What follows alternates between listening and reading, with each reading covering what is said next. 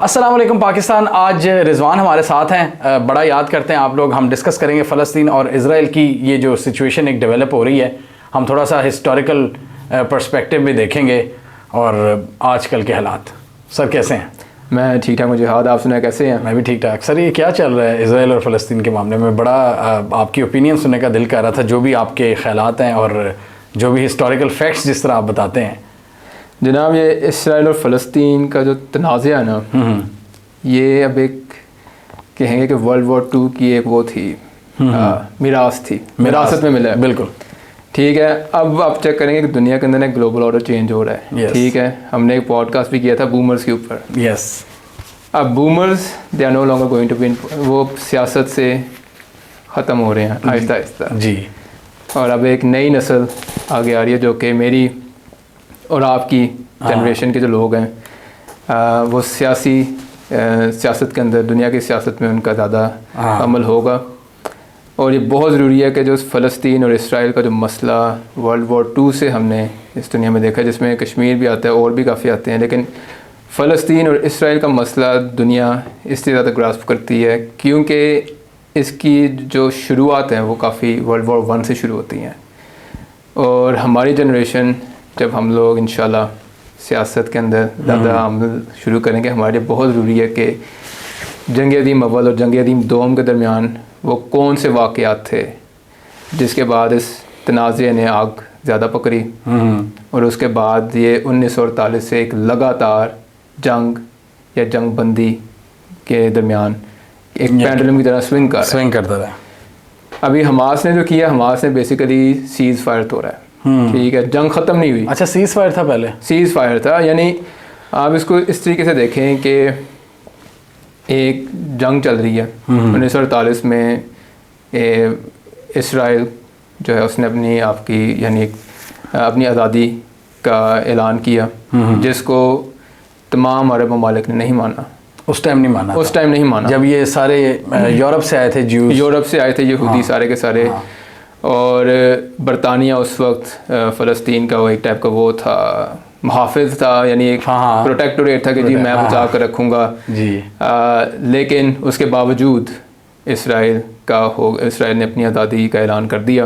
एक नया मुल्क बनाया ना, एक बिल्कुल नया मुल्क बनाया है, और एक ऐसा मुल्क बनाया कि जहाँ की जो आबादी है वो दूसरे ममालिक से, ज़्यादातर यूरोप से उठा के उधर डाली गई है। वो कहते हैं कि वो हमारी प्रॉमिस्ड लैंड है। ये वो कहते हैं ये हमारी प्रॉमिस्ड लैंड है, रिलीजियस पॉइंट ऑफ व्यू से, very religious point of view से। यस। लेकिन इसकी जो शुरुआत है ना, इस इसराइल की तख्लीक की जो मैं क्या कहूँगा सफ़र, वो वर्ल्ड जंग अज़ीम अव्वल के अंदर उसकी एक पहला आपने सुना होगा बालफोर डिक्लेरेशन। ठीक है। बालफोर डिक्लेरेशन से शुरू हो जाता है। अब बालफोर डिक्लेरेशन हम तो कह देते हैं जी कि अंग्रेज़ों ने ऐसे ही जाके ऐलान कर दिया कि जी हम फ़लस्तीन में जॉर्डन रिवर से लेकर तो लेबनान तक एक इलाका दे देंगे यहूदियों को, ऐसे साइन कर दिया। ऐसे साइन नहीं था हुआ।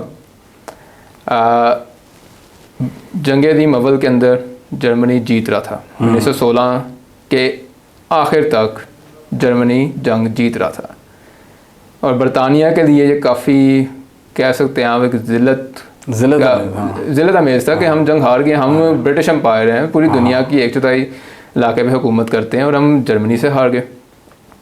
वहाँ पर बरतानिया के लिए बहुत ज़रूरी था अमरीकियों को जंग अज़ीम अव्वल में लाना।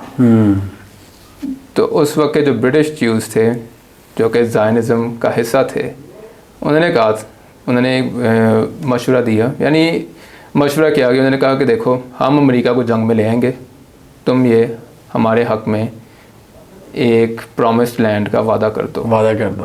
और यहूदियों ने अमेरिका को जंग में लेकर भी आए। अच्छा, जंग अज़ीम अव्वल में अमेरिका ऐसे नहीं था कूद पड़ा। उसके पीछे काफ़ी ज़्यादा अमेरिकन ज्यूज़ ने लॉबिंग की वुडरो विल्सन से, जो उस वक्त सदर था अमेरिका का, कि आपको जाना चाहिए जंग में। जंग में अमेरिका कूदा है, ठीक है, जंग जीते हैं। और फिर उसके बाद जब लीग ऑफ नेशंस फॉर्म हुई जंग अज़ीम अव्वल के बाद, अमेरिकन ज्यूज़ ने बहुत ज़्यादा ये इस लॉबी की बरतानिया के लिए, ये जो फ़लस्तीन का इलाका है ना, वो ब्रिटिश प्रोटेक्टोरेट के अंदर आ जाए। सिर्फ इसीलिए कि जो बाल्फोर डिक्लेरेशन में वादा हुआ है वो बरतानिया पूरा कर सके। फिर हम उधर से आगे चलते हैं। एक जो बरतानिया ने ये यहूदियों के साथ डील की, एक जो अरब के साथ डील की। अरब के अंदर शरीफ हुसैन के साथ डील की हुई थी कि जी हम आपको एक अरब खिलाफत बना कर देंगे। जी जी। और पूरा उसके अंदर ये यूएई, कतर, बहरीन, इराक, पूरी वो जो गल्फ है, पूरा जो आपका वो जो अरब स्पीकिंग वर्ल्ड है ना, हाँ, वो उस खिलाफत में शामिल है। लेकिन वैसा नहीं किया उन्होंने, क्योंकि बरतानिया ने एक तीसरी डील साइन की थी फ्रांस के साथ, जिसके अंदर उन्होंने ये मुआहदा किया हुआ था कि उस्मानवी खिलाफत के जब टुकड़े हम करेंगे तो कौन से इलाके हमारे पास आएंगे, बरतानिया के पास, कौन से इलाके आएंगे फ्रांस के पास, जिसको हम साइक्स पीको एग्रीमेंट कहते हैं। यस। तो बरतानिया ने 3 जगह टांगे डाली हुई थी, और उन तीनों कॉन्ट्रैक्ट्स को, उन तीनों क्या मैं बोलूँ उनको, यानी पूरा करने के लिए बरतानिया ने वो जो खिचड़ी पका दी, उसके अंदर ना ही अरबियों को उनका हिस्सा मिल सका पूरा, ना ही यहूदियों का वादा पूरा हो सका। फ्रेंच का वादा पूरा हो गया थोड़ा बहुत, ठीक है, लेकिन फिर उधर एक और वाक़या हो गया कि तुर्की आज़ाद हो गया। तुर्की के इलाके भी थे जो कि बरतानिया ने और फ्रांस ने आपस में डिवाइड करने थे, लेकिन वो उधर कमाल अतातुर्क ने इनकलाब एक आया, एक इनकलाब आया, आज़ादी की जंग लड़ी, बरतानिया को भी बाहर निकाला, फ्रांस को भी बाहर निकाला, और उसके बाद एक बड़ा अजीबो गरीब किस्म का ना स्टेटस को पैदा हो गया मिडिल ईस्ट के अंदर, उस इलाके में, जहाँ पे आपका जो उर्दन, इराक और ये फ़लस्तीन का इलाका ये बरतानिया के पास है, शाम, लेबनान ये आ गया उसके पास, फ्रांस के पास, ठीक है। लेकिन उसके बाद एक होता क्या है कि बरतानिया यहूदियों को इजाज़त दे देता है माइग्रेट करने के लिए। अब ये बात समझना बहुत ज़रूरी है कि यहूदियों को जो यूरोप में रह रहे हैं उनको फ़लस्तीन आने का शौक़ क्यों है। उसकी तारीख़ बड़ी लंबी है, उसको मैं ज़्यादा डिस्कस नहीं करूँगा, बस ये कहूँगा कि यूरोपियंस ने यहूदियों के साथ बड़ा ही एक गैर सफाकी सलूक रखा।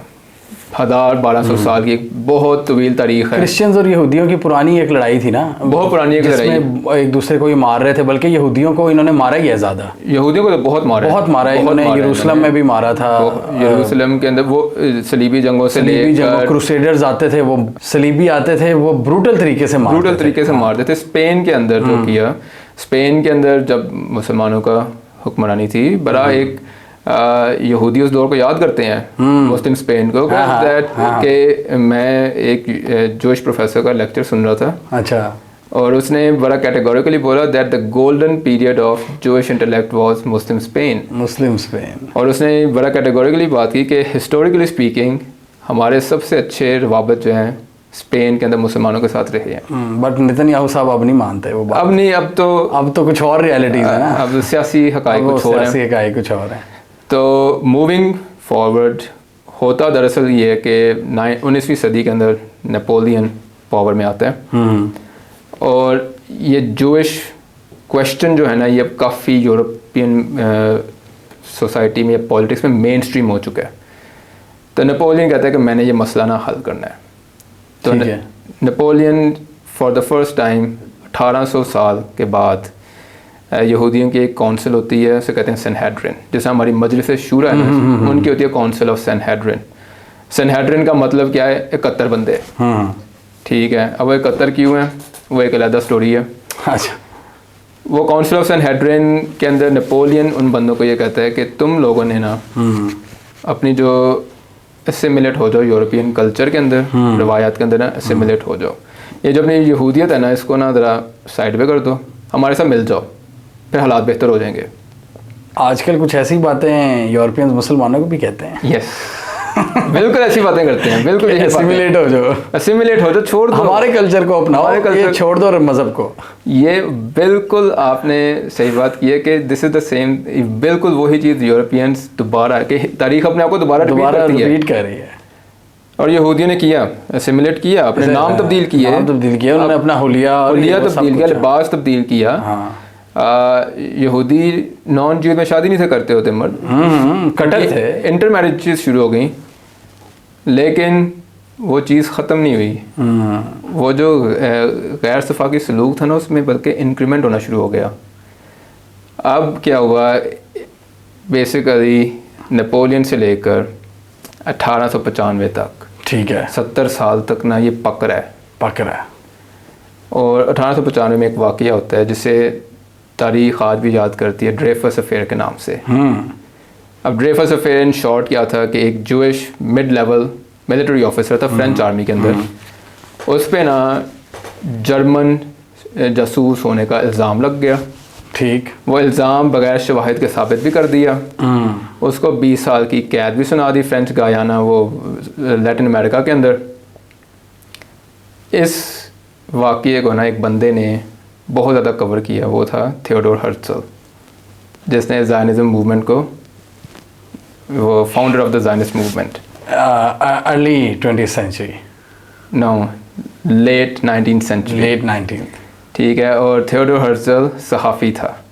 अच्छा, उसने कवर इस तरह किया, उसने कवर उसकी यानी जो यहूदियों के साथ ज़्यादतियाँ हुई, उसने फिर अपने सहाफ़ती करियर के अंदर सिर्फ़ और सिर्फ जो यूरोप के अंदर यहूदियों के साथ ज़्यादतियाँ हुई, हाँ, उसको कवर किया। ड्रेफस के गिर्द उसने अपनी पूरी करियर को बना लिया। ओह। ड्रेफस को उसने फिर आज़ाद भी करवाया, ये साबित करके कि कैसे ड्रेफस उस जासूसी के इल्ज़ाम से में शामिल नहीं था, बल्कि एक फ्रेंच ऑफिसर था। लेकिन वो जो कहते हैं ना, कश्ती अब निकल चुकी थी बंदरगाह से, ज़ायनिज़्म की जो ज़ायनिज़्म की कश्ती निकल पड़ी थी। और वहाँ से फिर वर्ल्ड वॉर 1 के बाद, ठीक है, दे स्टार्ट कमिंग इनटू फ़लस्तीन। कश्तियों में उस वक्त तो कश्तियाँ ही थी, तो कश्तियों में आना शुरू हो गए। पहले इन्होंने आकर ज़मीनें थोड़ी सी ख़रीदी, ठीक है।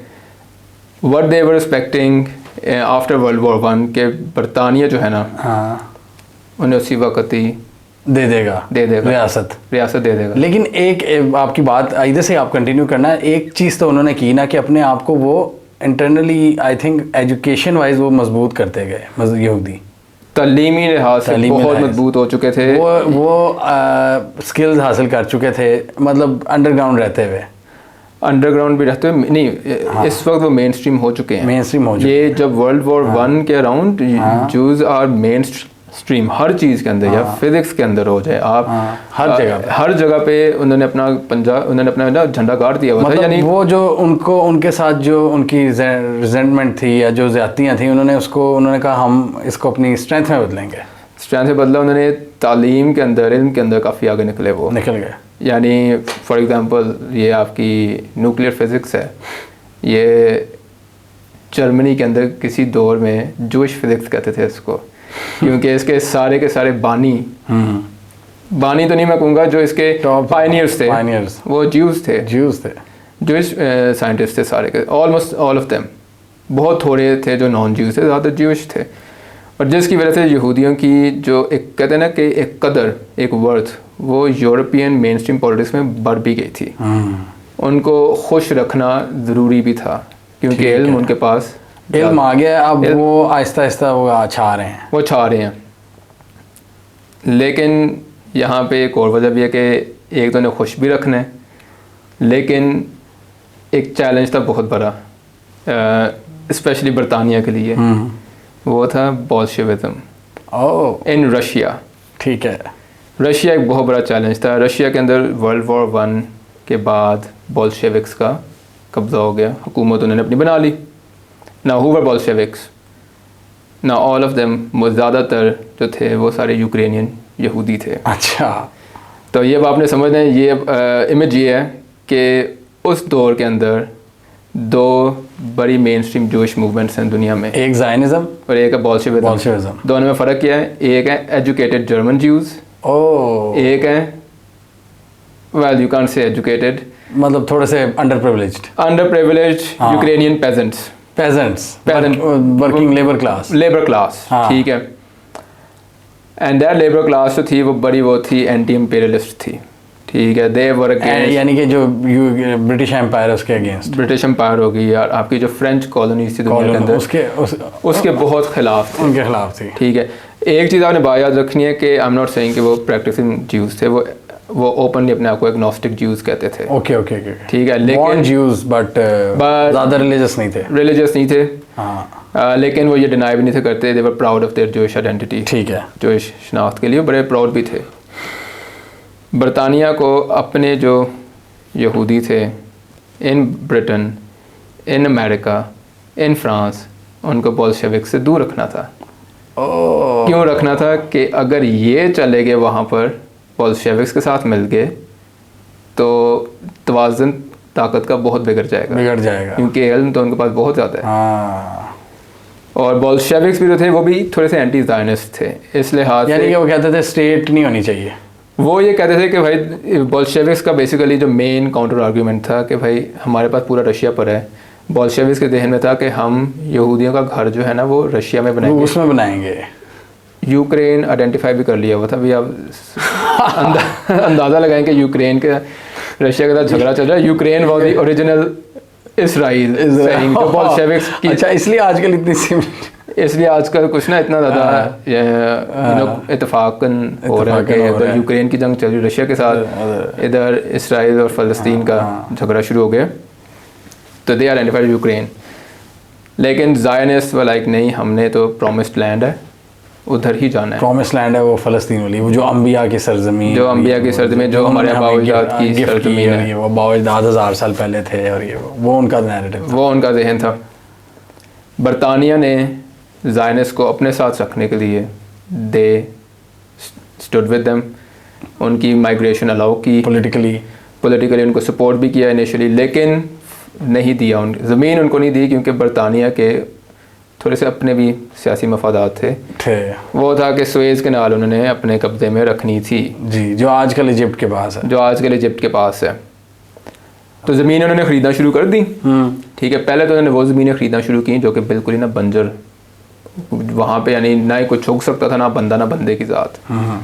लेकिन जब और यहूदी ने आना शुरू कर दिया उस फ़लस्तीन के अंदर, अब ये वो दौर है जब यूरोप के अंदर स्पेशली जर्मनी के अंदर नाज़ीज़म का भी राइज होना शुरू हो गया आहिस्ता आहिस्ता। और उन्होंने मारना शुरू कर दिया था?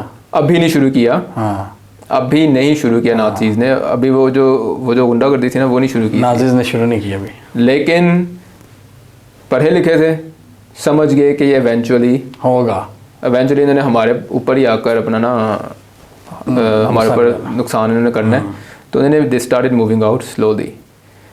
अब प्रॉब्लम क्या था कि अब उन्होंने वो ज़मीन ख़रीदनी थी जहाँ पर फ़लस्तीनी अरब अपनी काम ऑलरेडी कर रहे थे, धंधा वगैरह वो कर रहे थे, फसलें उगा रहे थे, जिस पे फ़लस्तीनी अरब ने इनकार भी किया। They stopped selling their lands. Yes, जहाँ पर फिर एक बड़ा एक कहते हैं ना एवोल्यूशन हुई। They started building a militant wing, ठीक है, जैसे कहते हैं हागना।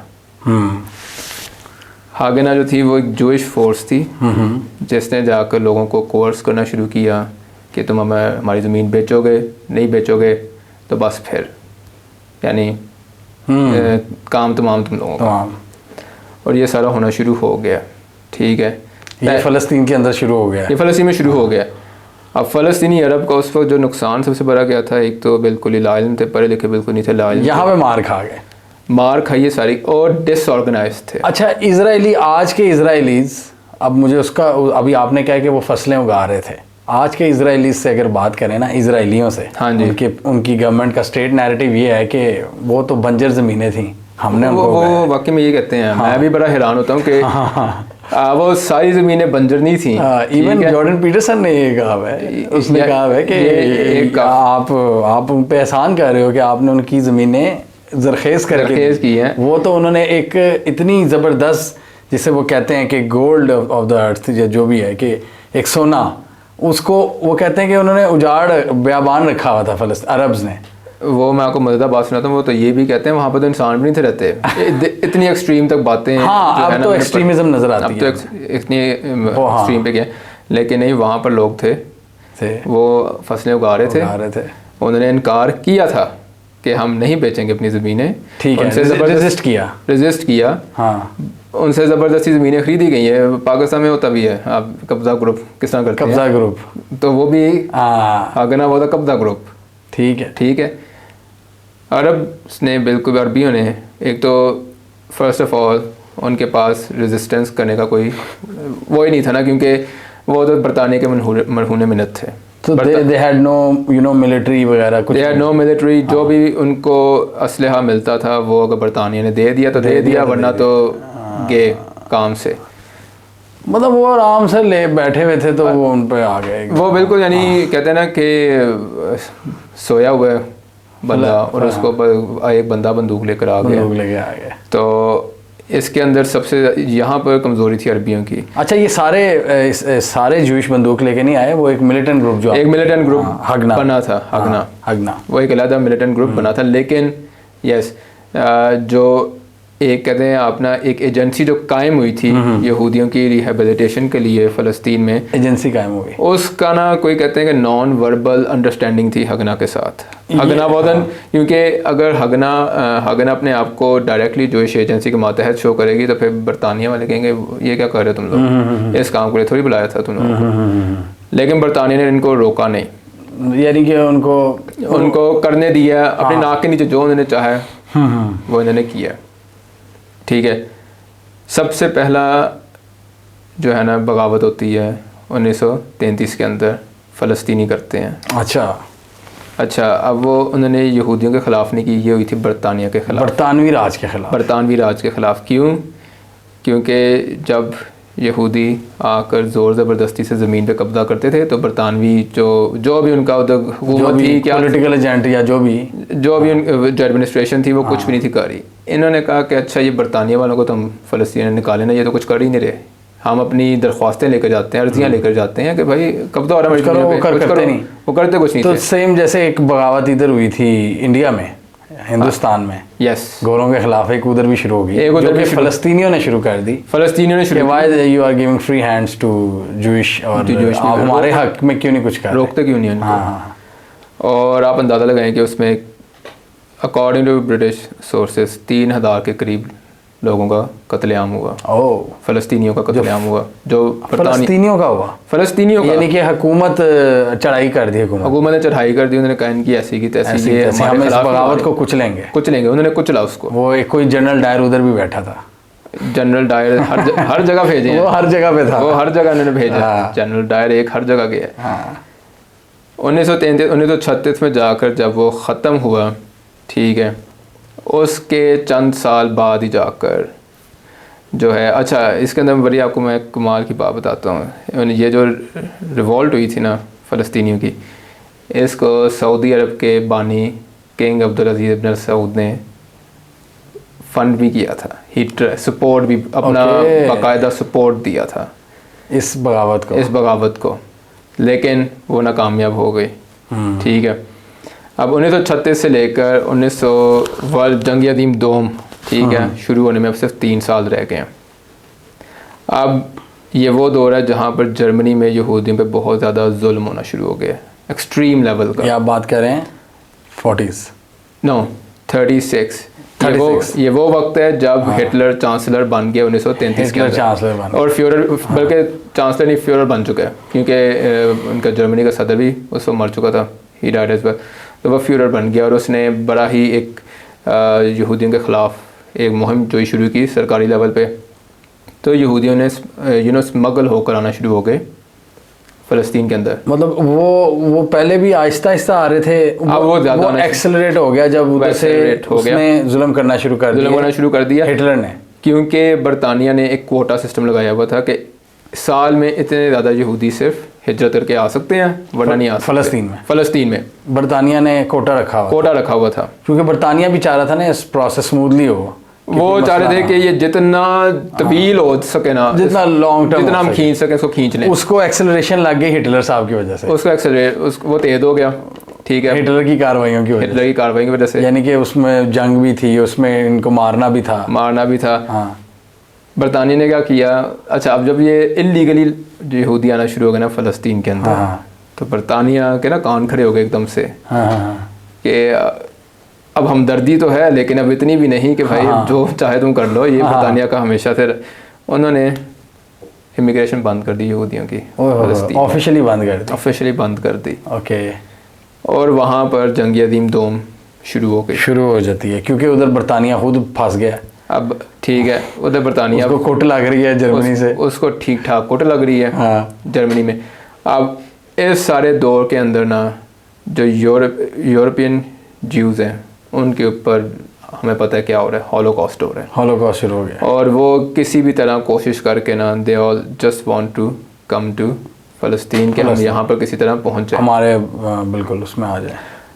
अब आप ये अंदाज़ा लगाएं कि अमेरिका 1942 के अंदर गया जंग के अंदर, क्या अमेरिकन ज्यूज़ ने भी बड़ी कोशिश की कि हम फ्रैंकलिन डेलानो रूज़वेल्ट को किसी तरह पुश करें कि तुम जंग दिन 2 में दाखिल हो किसी तरह। ओ इसमें यानी कि जो ज्यूज़ थे इन्फ्लुएंशियल, हाँ जी, यूएस में, उन्होंने अपने जो ज्यूज़ भाई उनके बैठे थे यूरोप में, उनकी हमदर्दी के लिए उन्होंने अमेरिका को पुश करना शुरू कर दिया कि उनकी हमदर्दी के लिए नहीं, इसराइल के क़याम के लिए, क़याम के लिए। तो इसराइल बेसिकली वही पैकेज है ना सर, वही पैकेज सारा का सारा वो है, क्योंकि अपने कबीले की अपने लोगों के अपने कबीले को फोर्टिफाई करना। अब अमेरिका के ऊपर थोड़ा सा इधर हमें करना पड़ेगा। अमेरिका के अंदर इस वक्त FDR की हुकूमत है, ठीक है, प्रेसिडेंट रोजवेल्ट की। 1933-34 के अंदर सदर बने हैं वो।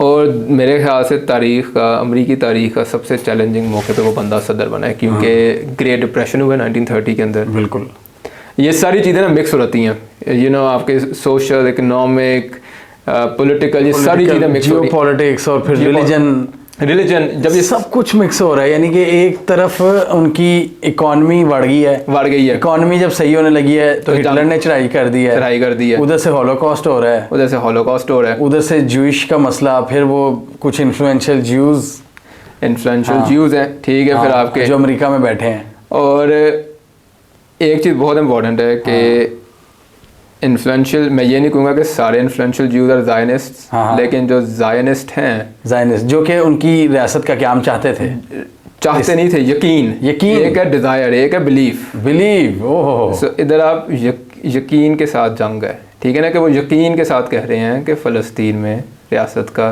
क़याम होना चाहिए, इसराइल का क़याम होना ज़रूरी है, उसके बगैर जो है अच्छा, ज़ायनिज़्म का बेसिकली मैं आपको इतना बताता चलूँ कि ज़ायनिज़्म, जूइश ज़ायनिज़्म बाद में आई है, उससे पहले क्रिश्चियन ज़ायनिज़्म थी। क्रिश्चियन ज़ायनिज़्म का जो आइडिया था ये बरतानिया में ब्रिस्टल में शुरू हुआ था, वही 17वीं सदी के अंदर। और ये वो दौर है जब वो ये भी सोच रहे हैं कि भाई आखिरी ज़माना कब आएगा, ठीक है, यानी एंड टाइम्स। और एंड टाइम्स को उन्होंने बोला कि जब तक यहूदी अपने अबाव अजदाद के इलाके में नहीं जाएंगे ना, तब तक एंड टाइम नहीं आएगा। और ये उनका ना यकीन। तो ये जो क्रिश्चियंस को हम देखते हैं, एवेंजेलिकल क्रिश्चियंस, ये यूएस की पॉलिटिक्स में भी आजकल बड़े एक्टिव हैं, जो कि ज़ायनिस्ट हैं। बाइडन खुद कहते हैं कि I am a Zionist. I don't know Biden कैसे कह सकते हैं, बाइडन ने कहा है कैथोलिक है, बट वो कहते हैं कि I am a Zionist. You don't have to be a Jew to be a Zionist। फिर वो नहीं, मेरे को बात यही है ना कि not all Zionists are Jews, there are Christians as well। तो ये तो हो ही नहीं सकता ना कि, हालांकि मैंने ये कहा होगा उसने अपनी हमदर्दी जीतने के लिए, क्योंकि जिस तरह आई एम अ ज़ायनिस्ट पता नहीं कहा है कि नहीं, बट उन्होंने ये कहा है कि you don't have to be a Jew to be a Zionist। Yes, Christian भी ज़ायनिस्ट है ना। हाँ, क्रिश्चियन ज़ायनिज़्म पहले आई है, जो ज़ायनिज़्म ट्रम्प भी I think evangelical. Yes, Trump is evangelical, Trump बल्कि ना एक्सट्रीम, वो एक तो है ना आपकी, ये जितने भी आपके जो एवेंजेलिकल है ना, ये बेसिकली प्रोटेस्टेंट चर्च की, ये प्रोटेस्टेंटिज्म की ना एक ब्रांच है। ट्रम्प जो है ना वो उसकी भी एक एक्सट्रीम ब्रांच का बिलीवर है, वो कहते हैं प्रेस्बिटेरियन चर्च कहते हैं, ठीक है, वो एक्सट्रीम लेवल का बंदा है। और ट्रम्प जो है ना वो शराब भी नहीं पीता, बिल्कुल नहीं पीता, नशा नहीं करता। वो आपको पता है वो खंजीर का गोश्त भी नहीं खाता, वो इसलिए चीज़ बर्गर खाता है बस। और ये बड़ा फेमस है उसके बारे में, ये 2 थिंग। लेकिन हेनरी ने भी तारीफ की थी इस चीज़ की। हाँ, इसकी दारू नहीं पीता। इसकी हर कोई तारीफ करता है कि ये सब कुछ करता है, दारू नहीं पीता, शराब नहीं पीता। लेकिन कमिंग टू 1942 अमेरिका, ठीक है, अब फ्रैंकलिन डेलानो रूज़वेल्ट के लिए एक बड़ा चैलेंज है।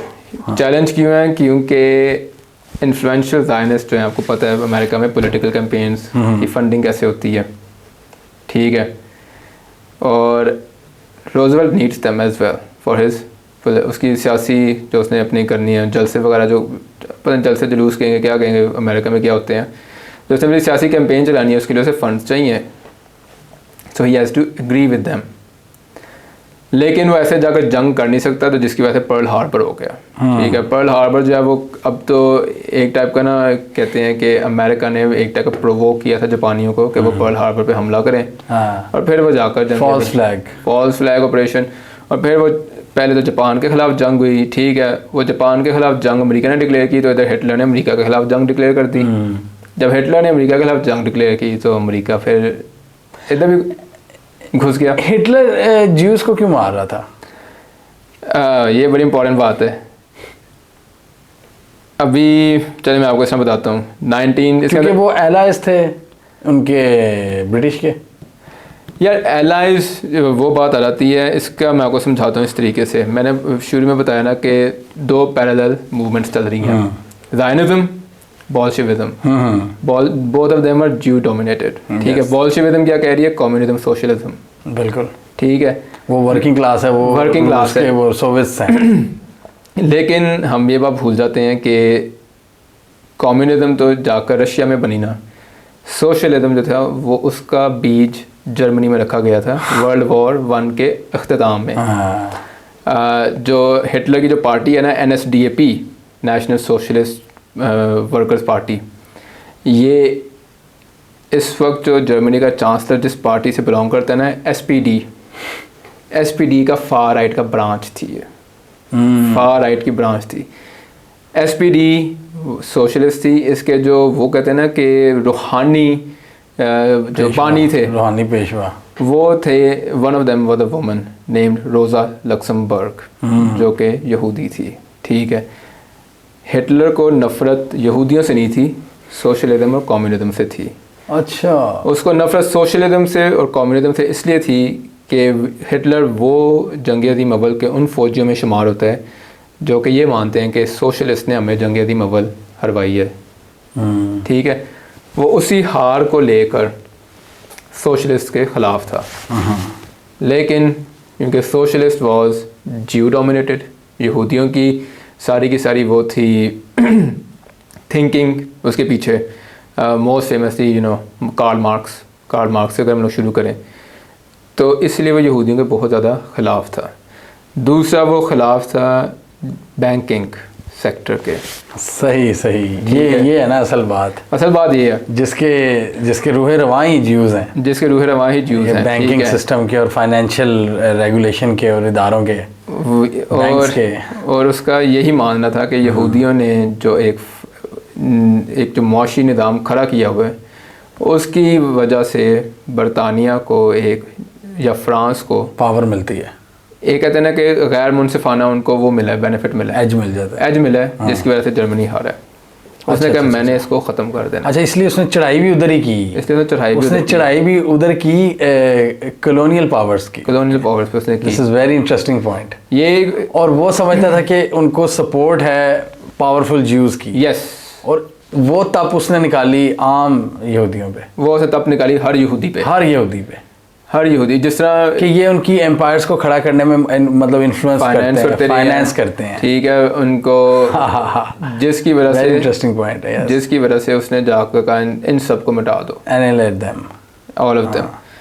अब क्या हो रहा है कि वर्ल्ड वॉर 2 के अंदर जो ही आपकी ये जंग अब ख़त्म हो रही है। ठीक है, और ये एक वजह थी कि सोवियत यूनियन पे हमला करने की भी वजह एक ये थी हिटलर की कि बोल्शेविक्स आर ऑल ज्यूज़। अच्छा, ये रीज़न थी। वन ऑफ द ये कहा जाता है कि हिटलर ने जब 1938 में इसने स्टालिन के साथ ना नॉन एग्रेशन पैक्ट के ना हम आपस में नहीं लड़ाइयाँ करेंगे। हाँ, तो हिटलर ने ना अपने कैमरामैन फोटोग्राफर को भेजा कि जाकर ना स्टालिन के नाक और कान की तस्वीर खींच के लानी है, ताकि मैं उससे अंदाज़ा लगाऊंगा ये यहूदी है कि नहीं है। अच्छा, उस फ़ोटोओं के मुताबिक तो मेरे ख्याल से यहूदी नहीं लगा होगा, जिसकी वजह से वो इन्होंने एग्रीमेंट कर लिया। हाँ। लेकिन जोसेफ स्टालिन के बारे में फेमस है that he was born to Jewish parents in Georgia, but उसने छुपाई अपनी आइडेंटिटी। हर किसी ने अपनी आइडेंटिटी छुपाई थी। रिलीजियस जो लड़ाइयाँ थी इतनी पीक पे थी कि अपनी आइडेंटिटी छुपाते थे। यार let me give you Vladimir Lenin है, ये इसका असल नाम नहीं है, उसका असल नाम है व्लादिमीर इलियच उलियानोव। लेनिन उसने बाद में नाम, ये हर किसी ने, ट्रोत्स्की ने अपना नाम तब्दील किया, यूरोव्स्की ने, हर किसी ने अपना नाम तब्दील, जोसेफ स्टालिन ने अपना नाम तब्दील किया, सब ने अपना नाम तब्दील किया था। ये मैं आपको वही बात बता रहा हूँ कि वही जब नेपोलियन ने इनको कहा कि सिमुलेट कर दो, इन्होंने अपना सब कुछ तब्दील कर दिया था, अपना नाम, अपने इवन अपने आप को बैप्टाइज क्रिश्चियन कर दिया था इन्होंने, क्रिश्चियन हो गए थे ये काफ़ी ज़्यादा। इतना प्रेशर था, प्रेशर भी कह सकते हैं, लेकिन हो सकता है कि एक उम्मीद भी हो कि शायद अगर हम यूरोपियन जैसे बन जाएं, यहूदियों ने सोचा हो कि हम यूरोपियन जैसे बन जाएं तो मामलात सारे डन हो जाएंगे, ये हमारे ख़िलाफ़ नहीं। लेकिन वो जो ज़्यादती थी वो यूरोपियंस की नहीं ख़त्म हुई, वो वहीं की वहीं रही। नहीं, लेकिन वो कौन से यूरोपियंस थे? जैसे हमने अभी बात की कि गवर्नमेंट्स में तो इन्फ्लुएंस कर चुके थे 40s तक, अच्छा, लेकिन वो ज़्यादतियाँ, एक तो हिटलर का आ रहा था, उससे पहले जो ज़्यादतियाँ हो रही थी उनका हब किधर था? जर्मनी में? फ्रांस में था, क्रूसेडर्स। नहीं, ये हम 19th सेंचुरी में बात करें तो फ्रेंच ब्यूरोक्रेसी को कह सकते हैं आप। वो बड़ी एंटीसेमेटिक थी। फ्रेंच आर्मी में बहुत ज़्यादा थे ये यहूदियों के खिलाफ। Yes, that's a good, great. French army में बहुत ज़्यादा, और ये मेरे ख्याल से हर आज के दौर में भी हर आर्मी के अंदर होता है। यानी मुझे याद है प्रिंस हैरी के ऊपर एक बड़ा ज़्यादा 2008 के अंदर एक वाक़या बना था कि उसने एक पाकिस्तानी सोल्जर को गैर मुनासिब लफ्ज़ से बुला दिया था। रेसिज्म का था। वो वीडियो बन गई, फिर बड़ी ज़्यादा प्रिंस हैरी के, और ये 2008 की मैं बात कर रहा हूँ। उसके बाद भी एक और वाक़या हुआ कि वो जी नाज़ीज़ का यूनिफॉर्म पहन कर आ गया पार्टी के अंदर। कौन? Prince Harry. हाँ, याद होगा। तो ये चीज़ें रहती हैं। यानी आप बेशक अपनी गवर्नमेंट को, सरकार को ऊपर से पूरा क्लीन कर दें, वो यहूदियों के खिलाफ ना करें, आपके पूरे जो स्ट्रक्चर है ना नीचे, उसके अंदर आपके पास ऐसे लोग होते हैं जो कि ये काम करते हैं, उनकी फिर उसके बाद में वो नहीं होती। So antisemitism is a reality. It is a reality जो कि लोगों को पता होना चाहिए कि एक बहुत नफरत थी एक्सट्रीम लेवल इनके खिलाफ यूरोप में, और ये यूरोप से वायरस पूरी दुनिया में गया है। ये मुसलमानों की इजाद नहीं है। यस, ये सच्ची समझने वाली है। ये नेतन्याहू साहब को भी समझना चाहिए। यानी नेतन्याहू साहब पिछले दिनों कहते हैं कि हिटलर को किसी मुस्लिम ने प्रोवोक किया। हाजी अमीन ने जी, उसने कहा था स्टूपिड मैन यार, लाइक उसने यूरोपियन ज्यूइश हिस्ट्री का ना बेरा कला वो समझते हैं हम पागल बना, ब्रेन वॉश कर सकते हैं लोगों को। और ये बहुत ज़रूरी है कि हमारी जनरेशन इन बातों के पीछे ना पड़े। हमें पता होना चाहिए कि तारीख क्या रही है, कि तारीख बेसिकली क्रिश्चियंस के अंदर बहुत हेट थी। यस, ज्यूइश के लिए बहुत मुसलमान तो आए बाद में। हम 20वीं सदी में 20वीं सदी में ये जो वायरस है हमारे पर ट्रांसफ़र हुआ। ये मुसलमानों, बिल्कुल ये बहुत ज़्यादा एक तो ये जिस तरह ना अब यूरोप ने इसको छुपाया है काफ़ी कि ना एंटीसेमिटिज्म शायद एक ग्लोबल फिनोमेना नहीं, इस अब वो बन गया है। ठीक है, बनाया किसने ना, उसका सोर्स कहाँ थी? सोर्स यूरोप में थी। और अगर आप ज़्यादा जानना चाहते हैं कि अच्छा शुरुआत कहाँ से, तो वो बरतानिया से शुरू हुई थी। अगर अब फर्स्ट डॉक्यूमेंटेड, अगर तारीख में जाएँ तो डॉक्यूमेंट सबसे पहले कब हुए? बरतानिया से। ये बरतानिया से हुआ है, और बरतानिया के बाद जाकर पूरे यूरोप में फैली है, जहाँ पे जाकर ये कहते हैं ना कि जो ओरिजिनल वायरस होता है वो शायद ना ख़तरनाक ना हो जब वो म्यूटेट होकर जाकर फैलता है ना पूरी दुनिया में। जिस तरह कोविड आया था, इनिशियल वायरस कम था, इतना ख़तरनाक नहीं था जितना डेल्टा वायरस खतरनाक था, जो उसकी म्यूटेट हो गया ना। तो इसी तरह ये था एंटीसेमिटिज्म का। और वर्ल्ड वॉर 2 के जब इख्तिताम हो रहा था, ठीक है, तो अब उसके अंदर आपने अब एक चीज़ ऐड करनी है अमेरिका की, कि अमेरिका क्या चाह रहा है। अमेरिका क्या चाह रहा था? ये इम्पीरियलिज्म, कॉलोनियलिज्म ना ख़त्म करो, ये जो कॉलोनियाँ बनाई हुई है ना पूरी दुनिया में, बरतानिया और फ्रांस को, कि ये ख़त्म है, ये तुमने यहाँ से निकलना है। फ़लस्तीन में बरतानिया की 1 लाख फ़ौज खड़ी थी, और उस 1 लाख फ़ौज के नाक के नीचे हागना ने ज़बरदस्ती, और ये जुल्म चल रहा है फ़लस्तीनियों को ज़बरदस्ती, उनको उनके गांव खाली करवाए जा रहे हैं, उनको रेफ्यूजी बनाया जा रहा है, उन्हीं की ज़मीनों में, उनकी ही ज़मीन पे जहाँ पे वो रह रहे हैं उनको उधर रेफ्यूजी बनाया जा रहा है, और ये चल रहा है। अब अमेरिका के अंदर एक वर्ल्ड वॉर 2 जब ख़त्म होने वाली है ना, एक काफ़ी अनएक्सप्लेनेबल, यानी मैं इसके ऊपर अभी भी रिसर्च कर रहा हूँ कि वाई डिड इट हैपन, क्या इसके अंदर कोई इन्फ्लुएंशियल ज्यूज़ का हाथ था या नहीं था। फ्रैंकलिन डेलानो रूजवेल्ट का वाइस प्रेसिडेंट था हेनरी वॉलिस।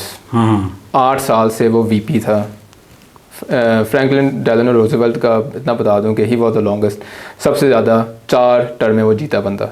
16 साल उसने हुकूमत की है एज सदर ऑफ अमेरिका के सदर। अमेरिका चौथी दफ़ा जब वो जीता है ना, तो जब उसकी 4th टर्म के लिए उसने कैंपेन की है करनी थी, तो डेमोक्रेटिक पार्टी ने उसका जो वीपी था हेनरी वॉलिस, उसको टिकट से हटा दिया। अब ये बड़ा क्वेश्चन है कि क्यों हटाया टिकट से, जब वो बंदा 8 साल से वीपी बना हुआ है और वो एक काफ़ी कामयाब वीपी रहा है। या नहीं था, उसने ग्रेट डिप्रेशन में निकालने का जो सारा क्रेडिट रोजवेल्ट को जाता है, उसकी जो ग्राउंड वर्किंग थी वो सारी हेनरी वॉलिस ने की थी, लेकिन उसको वीपी से हटा देते हैं। क्यों हटाते हैं? उसके ऊपर जो इल्ज़ाम लगता है दैट ही कि वो बहुत ही सोशलिस्ट है इन नेचर, बहुत सोशलिस्ट इन नेचर है। उसको हटाकर एक बंदे को लगा देते हैं, हैरी एस ट्रूमैन को। ठीक है, जो ही ट्रूमैन वीपी की टिकट पे आता है, रोजवेल्ट बन जाता है प्रेसिडेंट। 44 का इलेक्शन था, यस 44 के इलेक्शन के बाद 45 के अंदर जी जंग वर्ल्ड वॉर 2 ख़त्म हो गई और फिर रोजवेल्ट की उसके बाद इंतकाल हो जाता है एंड ट्रूमैन बिकम प्रेसिडेंट। ठीक है, अब ट्रूमैन जब प्रेसिडेंट बनता है, बड़ा अनपॉपुलर प्रेसिडेंट है, ठीक है, कोई जानता ही नहीं है इस बंदे को, ये बंदा कौन है। ट्रूमैन को ज़ायनिस्ट घेर लेते हैं, अमेरिकन ज़ायनिस्ट। क्यों? अनपॉपुलर बंदा है, जानता ही कोई नहीं है, इस बंदे को हम काबू कर लेंगे। बरतानिया के अंदर वहाँ पर चर्चिल की हुकूमत ख़त्म होती है, तो एटली लेबर गवर्नमेंट आ जाती है। अच्छा, अब लेबर जो है ना, they are not willing to let Israel happen. अच्छा, yes, Attlee is not going to let Israel become a reality. और ये बात डेविड बेन गुरियन, जो कि बाद में इसराइल का सबसे पहला सदर बनता है, उसे पता लग जाता है कि एटली जो है ये तो इसराइल नहीं बनने देगा। लेबर गवर्नमेंट की अपनी अब एक थिंकिंग है, ठीक है, उन्होंने देख लिया कि अगर तो अमेरिका ने हमें हमारी तमाम कॉलोनियों से निकाल देना है, यानी निकाल देना नहीं, यानी अमेरिका ने एक शर्त रखी हुई थी कि हमसे पैसे चाहिए अपनी तमीरात के लिए, तो फिर अपनी कॉलोनियाँ छोड़ो। तो एटली ये फ़ैसला करता है कि हम ना अरबियों के साथ अपने रवाबित अच्छे रखेंगे, बहाल करेंगे, खुशहाल रखेंगे। तो वो अरबियों को खुश रखने के लिए जो है इसराइल को साइड पे रख देते हैं। ठीक है, यहाँ तक कि एटली का जो फॉरेन सेक्रेटरी था अर्नेस्ट बेविन, उसने ये कहा कि अब यहूदियों को क्या ज़रूरत है यूरोप छोड़ के सहरा में जाने की। ये उसने कि अब तो हमने यूरोप को आज़ाद करवा लिया नाज़िज़्म से, तो हमारे साथ बैठ के हमारे साथ रहो, यूरोप बनाओ। क्यों तुम लोग जो हो फ़लस्तीन अरब में क्यों जा रहे हो, हमारे साथ रहो। अब इस पे अच्छा, अब ये मुझे आज वैसे बात समझ नहीं आई कि क्यों, वजह क्या थी जाने की। ठीक है, काफ़ी ज़्यादा हॉलोकॉस्ट में यहूदी मारे गए, लेकिन खाली यहूदी तो नहीं थे मारे गए ना, पोलिश ज़्यादा मारे गए थे हॉलोकॉस्ट में। अगर 6 मिलियन ज्यूज़ एक्सटर्मिनेट किए इन्होंने नाज़ीज़ ने, तो उससे डबल पोलिश मारे गए, उससे पोलिश हो गए, चेक्स हो गए, जो रशिया में 10s of millions डेथ्स हुई। तो उन्होंने तो नहीं कहा कि अच्छा अब हम नहीं यहाँ पे रहेंगे, हम पे तुम्हारा कत्ल होता है, अब हम भी किसी सहरा में जाकर अपना नया घर बनाएंगे। तो 1945, सो वी आर 1945, जंग अज़ीम दोम अब ख़त्म हो रही है, ख़त्म हो गई है बल्कि। और चर्चिल के बाद जो कि जंग अज़ीम दो में बरतानिया का प्राइम मिनिस्टर था, अब आ गया आपका क्लेमेंट एटली। क्लेमेंट एटली लेबर का लीडर था, लेबर पार्टी इलेक्शन जीत गई, हुकूमत उन्होंने बना ली बरतानिया के अंदर, लेकिन उनका जो क्या कहेंगे आइडिया जो था ना इसराइल के बारे में, वो बिल्कुल मुख्तलिफ था। ठीक है, उनका ये मानना था कि जिस ऑब्जेक्टिव के लिए जंग अज़ीम दोम पूरी लड़ी गई है, वो ऑफ कोर्स यही है कि नाज़ीज़्म को हराना है, जो कि यहूदियों पे बहुत मुज़ालिम उन्होंने किए, वो तो हार चुके हैं, ख़त्म हो चुके हैं। तो यहूदियों को इसराइल छोड़ देना चाहिए, उसका आइडिया अब छोड़ दें, हमारे साथ यूरोप में रहें, यूरोप बनाए हमारे साथ। अब पूरा यूरोप टूटा पड़ा हुआ है, कोई इमारत नहीं ठीक खड़ी, तो आप यूरोप बनाएं। लेकिन यहूदी यहाँ से पीछे हटने को तैयार बिल्कुल भी नहीं थे। अब वो तैयार नहीं थे क्योंकि इवेंचुअली ज़ायनिज़्म का एक डिज़ायर नहीं थी। ज़ायनिज़्म वो डिज़ायर, एक ये बिलीफ था, एक यकीन था कि यहूदियों ने अपने अर्ज़ मुक़द्दस में वापस जाना है, प्रॉमिस्ड लैंड में उन्होंने वापस जाना है, जो मर्ज़ी हो जाए। और वहाँ पर अमेरिका के अंदर ट्रूमन सदर बन चुका है। ठीक है, किस तरीके से ट्रूमन को सदर बनाया गया कि उसको फ्रैंकलिन डेलानो रूज़वेल्ट का वाइस प्रेसिडेंट के टिकट देकर उसको वाइस प्रेसिडेंट लगाया गया। और फ्रैंकलिन डेलानो रूज़वेल्ट की आखिरी टर्म जो थी, जो चौथी टर्म, उसमें इंतकाल हो गया, ट्रूमन प्रेसिडेंट बन गया। वेरी अनपॉपुलर प्रेसिडेंट, कोई नहीं जानता, कोई उसकी वाशिंगटन इस्टेब्लिशमेंट के अंदर वो नहीं है, इन्फ्लुएंस नहीं है, असर रसूख ही नहीं है। तो ज़ायनिस्ट ना ट्रूमन को घेरना शुरू कर देते हैं। ट्रूमन जो था ना शुरू दिनों में इसराइल के हक़ में नहीं था। ये बात जो है ना, it is very well documented. उसकी वजह सबसे बड़ी क्या थी, 1944 के अंदर एक बड़ी ज़रूरी मीटिंग हुई थी एक अमरीकी बहरी जहाज़ के ऊपर, फ्रैंकलिन डेलानो रूज़वेल्ट की और सऊदी अरब के बानी किंग अब्दुल अज़ीज़ इब्न अल सऊद की, जहाँ पे अमेरिका का और सऊदी अरब का एक माहिदा होता है लॉन्ग टर्म के जी, अमेरिका जो है वो दुनिया की अब सुप्रीम पावर बनेगी एक टाइप की, और आप हमारे साथ माहिदा करें। लेकिन किंग शाह अब्दुल अज़ीज़ बिन सऊद फ़लस्तीन के हक़ में खड़े हैं। अब हमें नहीं पता कि उस मीटिंग में ये बात हुई है कि नहीं हुई, लेकिन हमें ये पता है कि ट्रूमन के सदर बनने के बाद शाह अब्दुल अज़ीज़ ने ख़त लिखा था कि फ़लस्तीनियों को उनके हक़ से महरूम नहीं किया जाएगा, जिसके बाद ट्रूमन ने एक रिप्लाई भी लिखा था, काइंड ऑफ यहूदियों के लिए अपोलोजाइज़ भी किया था कि यहूदियों का भी सोचें, उन्होंने भी बड़े जुल्म देखे हैं यूरोप के अंदर। अब वो चाह रहे हैं कि कहीं उनको एक महफूज घर मिल जाए। लेकिन ये कहने के बाद भी ट्रूमन वो जो था वो बिल्कुल भी कहते हैं ना हक़ में नहीं था इसराइल के। वो कहते हैं कि अनसर्टन था, अनश्योर था।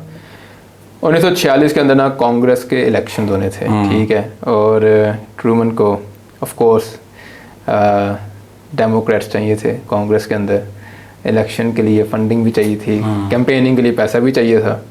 अब वहाँ पर कौन आता है मदद करने फिर इनकी, तो ज़ायनिस्ट।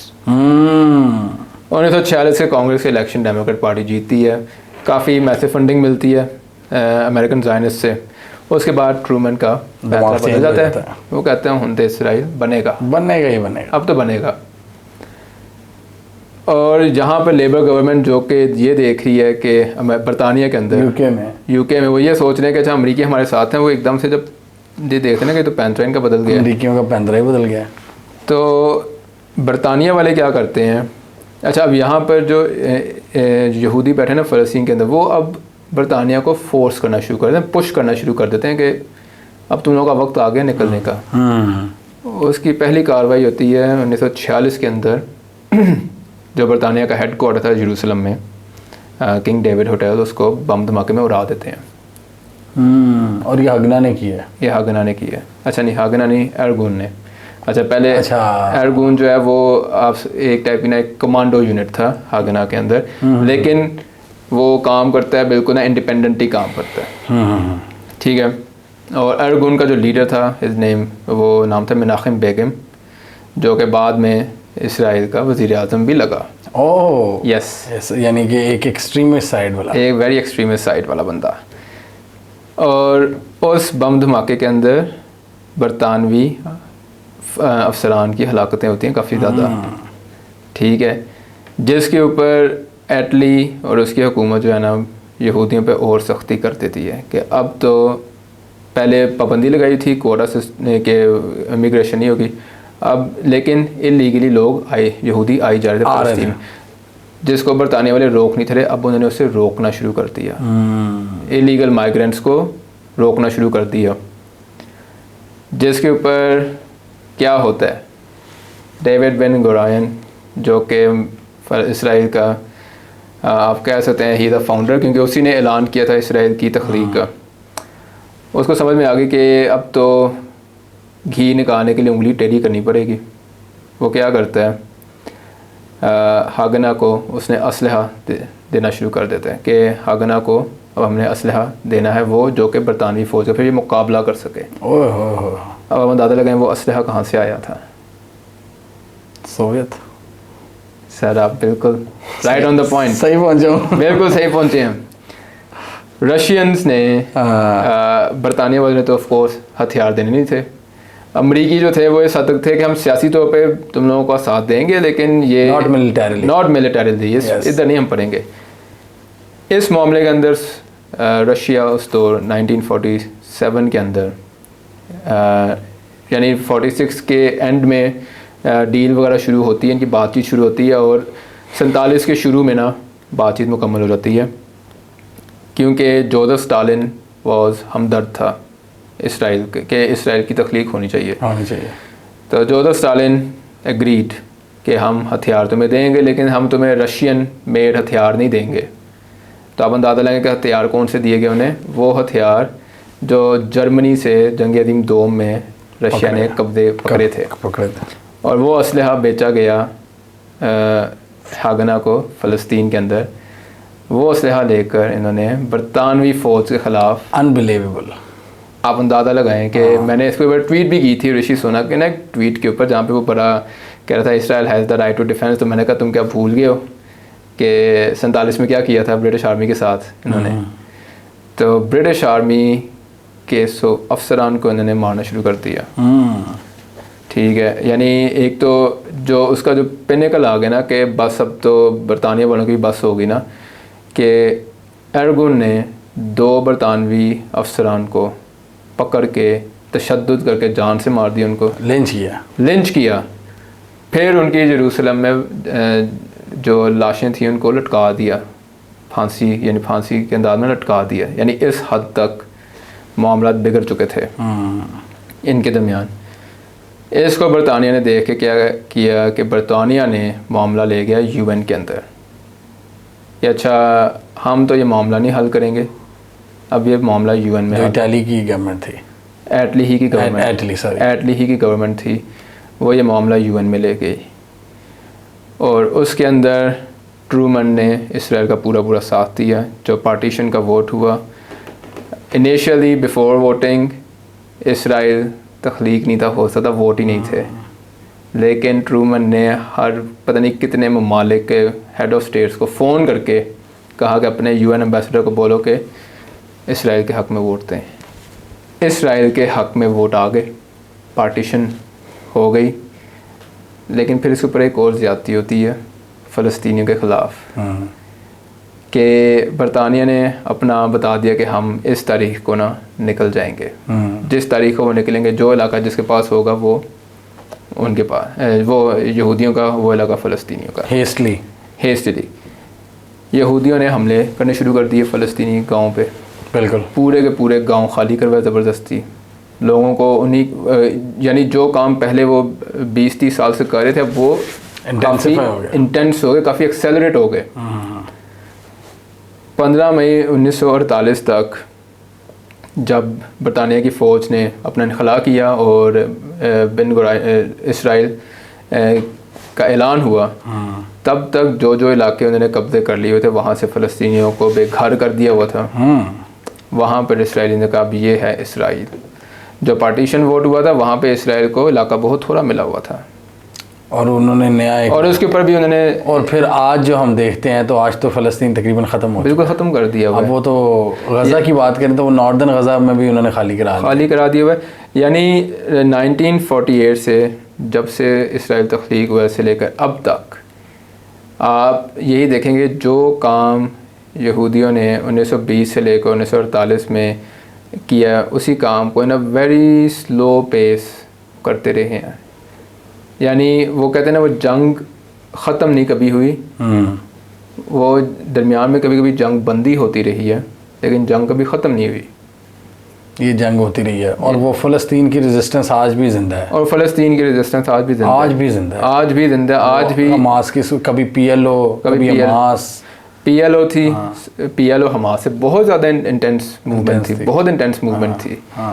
और PLO को कहते हैं ना डिफेंग करने के लिए हमास को सपोर्ट भी किया था इसराइल ने। बिल्कुल, Hamas was a part of Muslim Brotherhood, Muslim वो बिल्कुल they had good relations with west. वो बिल्कुल ये ना कि divide and conquer, divide and rule, यही काम इन्होंने किया फ़लस्तीन के अंदर, कि डिवाइड एंड रूल किया, हमास को क्रिएट किया। हमास ने जाकर हमास ने भी अपनी जो जिस तरीके से अपने आप को किया ना, क्या कहते हैं, अपने जो ऑब्जेक्टिव्स, एवोल्यूशन लाए हैं उसमें, एवोल्यूशन जो लेकर आए हैं, वो उन्होंने एक टाइप का सीख है कि उनके साथ मादी में उनके साथ किया हुआ है, जो उन्होंने अपनी टैक्टिक्स को चेंज किया है। उन्होंने अपनी टैक्टिक्स वो आज जो वो एक एक्सट्रीम सूरत में उन्होंने उसका अमली मुजाहरा किया 7 अक्टूबर को। हाँ। और आप अंदाज़ा लगाएं कि ये सारा का सारा मामला एक साथ क्यों हो रहा है। ठीक है, अभी हम हालात हाज़रा में आते हैं। हाँ। ये तो तारीख़ जानना बहुत ज़रूरी है कि इस तनाज़े की तारीख़ क्या है। उसके बाद आपके पास ये 1948 से 75 साल की एक जंग चल रही है, कंटिन्यूस जंग है, उसमें पीस एग्रीमेंट्स भी करवा रहे हैं अमेरिका, अब्राहम अकॉर्ड भी हो रहा है, लेकिन कुछ हो नहीं रहा, अमन नहीं आ रहा। ऑस्लो अकॉर्ड जिसमें अरफात के साथ हाथ मिलाया रूबेन ने क्लिंटन साहब, और आप यकीन करें कि वो जो हाथ मिलाया गया था ना, वो कहते हैं the handshake of the century. वो the handshake of the century था, अरफात और रूबेन का हैंडशेक। बिल्कुल। और रूबेन को उस हैंडशेक के लिए इसराइल में जो एक्सट्रीमिस्ट थे एलिमेंट्स, उन्होंने असैसिनेट कर दिया उस बात पे कि तुमने क्यों हाथ मिलाया फ़लस्तीन से, कि तुमने क्यों गिव अप किया है। हाँ। ये तो हमारे इलाके हैं, हमने तो घर बना लिए हैं। हाँ। ये तुमने क्यों किया है। और उसको उड़ा दिया उसको इसराइलियों ने उड़ा दिया कि अंदर से इसराइल ने खुद ही उड़ा दिया। हाँ। और फिर उसके बाद नेतन्याहू आया, नेतन्याहू ने भी उस डील को, ऑस्लो अकॉर्ड को आगे चलाने की कोशिश की, नहीं कर सका। आरियल शरॉन आया, वो तो बिल्कुल ही ना पीछे हट गया। Areal शरॉन back track from everything. उसने कह दिया था हम तो मानते नहीं इस अकॉर्ड को। तो कभी भी ऑस्लो अकॉर्ड फेल हो गए, ठीक है, उसकी क्लिंटन को भी सज़ा मिली बाद में, ठीक है, वो क्लिंटन को भी सज़ा मिली थी, सीख गया वो भी, ठीक है। उसके बाद जॉर्ज डब्ल्यू बुश का दौर आता है, उसने अमेरिका को अफ़गानिस्तान और इराक़ में फंसा कर रखा ना। उसने कहा हम उधर बिजी हैं, हमें नहीं पता इधर क्या हो रहा है। उसने भी कुछ बातचीत करवाई थी, उसने कोशिश की थी, लेकिन हाफ हार्टेड एक एग्रीमेंट उसके दौर में भी हुआ था, हाथ मिलाए थे उसमें, पीस अकॉर्ड कोई हुआ था। ओबामा का पता नहीं, ट्रंप ने आकर अब्राहम अकॉर्ड करा दिया। उसने तो ये भी कह दिया ना, यरूशलेम इज़ द कैपिटल, यरूशलेम इज़ द कैपिटल। अब जो बाइडन आया, he is in a very weak position इस सेंस के अंदर कि अमेरिका एक तो अफ़गानिस्तान से निकला है, ठीक है, जो मीडिया नैरेटिव उसके गिर्द बना, उसने उसकी साख को काफ़ी नुकसान पहुंचाया है, जो बाइडन की साख को। दैन द यूक्रेन वॉर, ठीक है, जिस तरीके से वो यूक्रेन के हक में निकले, वो तो ऐसे लगा था मॉस्को फतह करके वापस आएंगे। वो जंग उधर ही फंसी हुई है।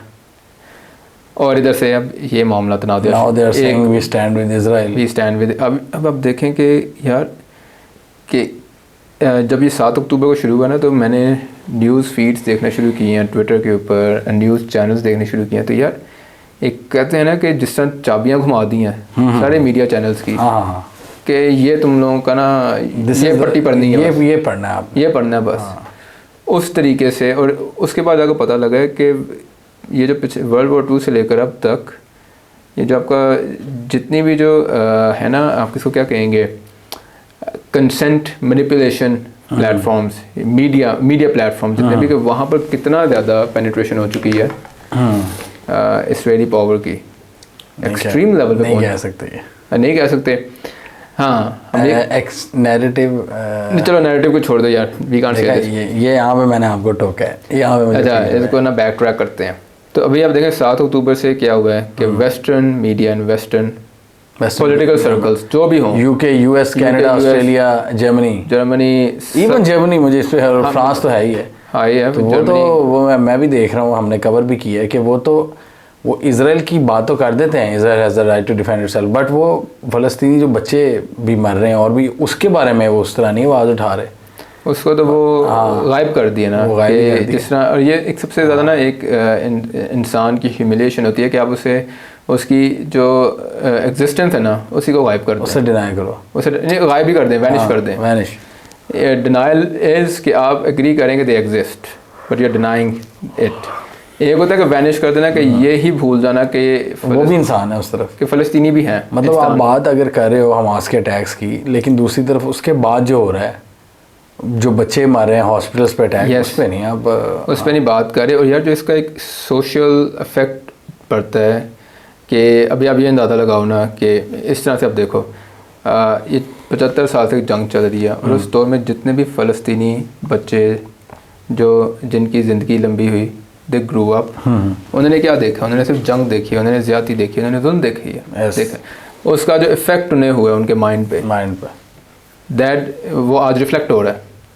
वो आज हम देख रहे हैं कि हम ब्लेम कर रहे हैं, लेकिन हम ये नहीं सोच रहे कि उसका जो पीछे कितनी दहाइयों की जो एक सोशल मैनिपुलेशन रही है। एग्जैक्टली यही बात एंटोनियो गुटेरेस ने भी की है, ये यूएन के सेक्रेटरी जनरल ने। उन्होंने कहा कि Hamas attacks didn't happen in the vacuum.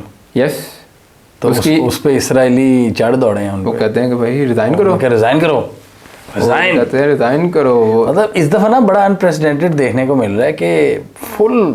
और एक चीज़ नोट की है कि अब एक डिवीज़न साफ नजर आनी शुरू हो गई है। प्यूटन ने एक दफ़ा एक बात की थी, आई थिंक 2012-13 में, और वो सी बात मुझे समझ नहीं आई उस वक्त, लेकिन अब मुझे समझ आनी शुरू हो गई है जब मैं दुनिया को वो कहता है कि दुनिया आज भी ना प्रेजेंट वर्ल्ड वो 1949 में ही खड़ी है, उधर ही फंसी है। कहता है कि टेक्नोलॉजी आ गई है, इंफॉर्मेशन आ गई है, ये सारा कुछ आ गया, कहता है लेकिन जो हमारा पॉलिटिकल स्ट्रक्चर जो है ना, जियो पॉलिटिक्स, वो आज भी 1949 कि आज भी हम उन्हीं जियो पॉलिटिकल कॉन्फ्लिक्ट्स में फंसे हैं जो वर्ल्ड वॉर 2 से चलते आ रहे हैं, और उनको हम डिले करते जा रहे हैं और ये हल नहीं निकालना। कश्मीर का हल नहीं निकल रहा, फ़लस्तीन का नहीं निकल रहा, उधर ही फंसे हुए हैं, बल्कि उल्टे और मसले पैदा किए जा रहे हैं, वो इंटेंसिफाई कर रहे हैं। यानी वो कहते हैं ना कि आप जब एक मसले को हल नहीं ना करते तो उस मसले से और मसले जन्म लेते हैं। You know, conflict will begin a conflict. और यही बात कि आज इन 2023 ये जो डेकेड है ना, ये डेकेड बड़ा ट्रांसफॉर्मेटिव होगा। ट्रांसफॉर्मेटिव ऑप्टिमिस्टिक भी हो सकते हैं, पेसिमिस्टिक भी हो सकते हैं, but in realism because the generation is changing hands, ठीक है ना, पावर इज़ चेंजिंग जनरेशन, तो उसके जो डायनामिक्स हैं वो काफ़ी तब्दील हो जाएंगे। जो हमारी जनरेशन है स्पेशली, क्योंकि हम लोग we grew up with screens, क्योंकि आप अगर एक चीज़ देखोगे अमेरिका के अंदर जो एकेडमिक यूनिवर्सिटीज़ हैं वो काफ़ी ज़्यादा प्रोटेस्ट कर रही हैं, बिल्कुल कर रही हैं, मुजाहिरे कर रही हैं। क्यों कर रही हैं? क्योंकि उनके पास अवेलेबिलिटी है वो इन्फॉर्मेशन की जो शायद पहले बूमर्स के पास अवेलेबल नहीं थी। और इसका जो नतीजा निकलेगा ना, दूसरा जो मैं जिसके अंदर ओपिनियन अपना डालना चाह रहा हूँ वो ये है कि ये सिग्निफाई करता है कि America is a winning power, America is losing, America के हाथ से चीज़ें हम निकल रही हैं। अमेरिका जो कि 92 के अंदर एक ऑल पावरफुल कंट्री बन के निकला था, बहुत से पॉजिटिव काम कर सकता था, जो उसने बिल्कुल भी नहीं किए। यानी आई वुड से कि पिछले 30 साल अमेरिका ने वेस्ट किए हैं, टोटल वेस्ट किए हैं। मसले सॉल्व कर सकता था काफ़ी, लेकिन कॉन्फ्लिक्ट्स बढ़ाए उसने। अब यानी आप देखो इराक़ के ऊपर जो हमला हुआ 9/11 के बाद, 9/11 के बाद लिबिया, सीरिया, कितने ममालिक हैं। अब यार वो सब के सब जो आम आदमी है ना, आम आदमी की मैं बात कर रहा हूँ, वो जो आम आदमी जो डायरेक्टली अफेक्ट हुआ है इन कॉन्फ्लिक्ट से, वो अपने आप को फ़लस्तीनियों के साथ ही करेंगे, कहते हैं ना, अपना एम्पथाइज़ करेंगे, उनकी हमदर्दी फ़लस्तीनियों के साथ होगी। वो कभी भी नहीं मानेंगे कि वेस्टर्न पावर आर राइट, क्योंकि अभी उनके साथ भी हो चुका है। जब आप बहुत ज़्यादा ममालिक के ऊपर जुल्म कर दें उसी तरह के जैसा कि फ़लस्तीनियों पे हैं, तो लोग वहाँ पर उनके साथ ही हमदर्दी करेंगे और जिसकी वजह से ये डिवाइड आपको नज़र आ रहा है। आपका नैरेटिव कैसे बिक सकता है जो वेस्टर्न मीडिया बेचने की कोशिश कर रहा है? वो अब नहीं बिक सकता कि वो एक ही साइड की स्टोरी दिखा रहे हैं और उनको डीह्यूमनाइज कर रहे हैं फ़लस्तीनियों को। वो वही स्टोरी बेच रहे हैं जो वर्ल्ड वॉर 2 से बेची जा रही है। और उस वक्त शायद कामयाब हो जाए, उस वक्त वो कामयाब हुई है। इन्फॉर्मेशन पे इनका कंट्रोल था, इन्फॉर्मेशन पे एक्सट्रीम अब कंट्रोल था। अभी भी वो कंट्रोल करने की कोशिश करते हैं, जैसे उसके दूसरे का इंटरनेट काट दिया ये वो, बट फिर भी सोशल मीडिया, आप एक्स पे चले जाएं, ट्विटर एक्स पे चले जाएं, वो दिखाई जा रहे हैं, दिखा सब कुछ नज़र आ रहा है, हो क्या रहा है।